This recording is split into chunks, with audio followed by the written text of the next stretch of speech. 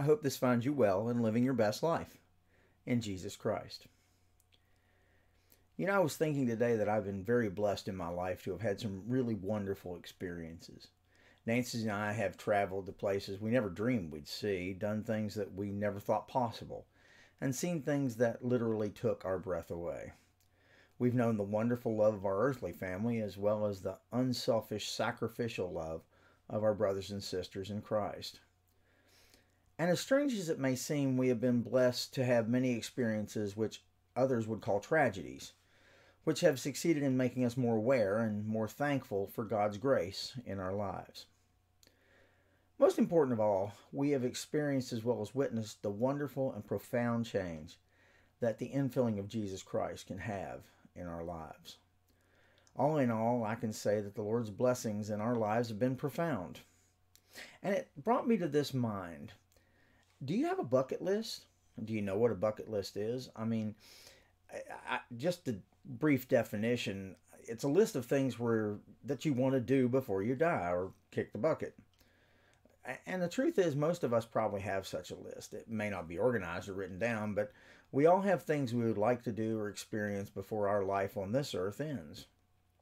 Perhaps it's to travel somewhere, meet someone, or have some particular experience. I can say that I have also been blessed to have checked off quite a few things on my bucket list.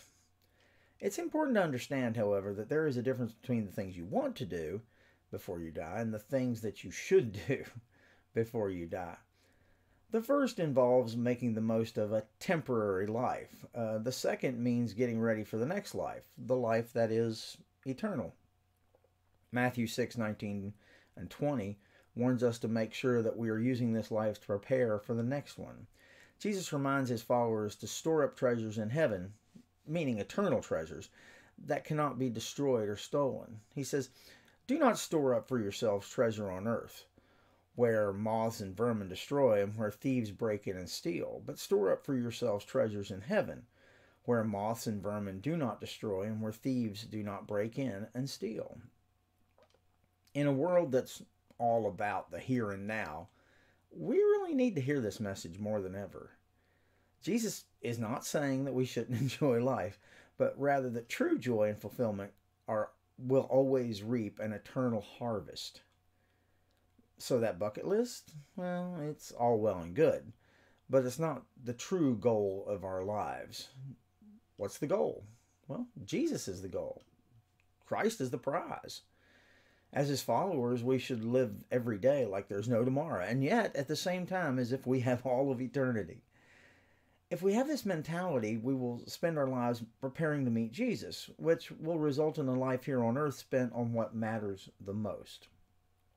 When we develop this attitude, we will experience true spiritual growth and really begin to see life as it is. A life where God, out of his great love for you, pours buckets of mercy and grace and favor and peace and healing into your life. So fill out that bucket list if you want to, but don't forget the eternal in your search for the temporary. As it rains down blessings today, don't just stand there with a teaspoon. Today, let's grab a bucket and fill it to the rim with God's blessings. I hope you make today a fantastic day. I want you to know that I'm here if you need me, and I love you all.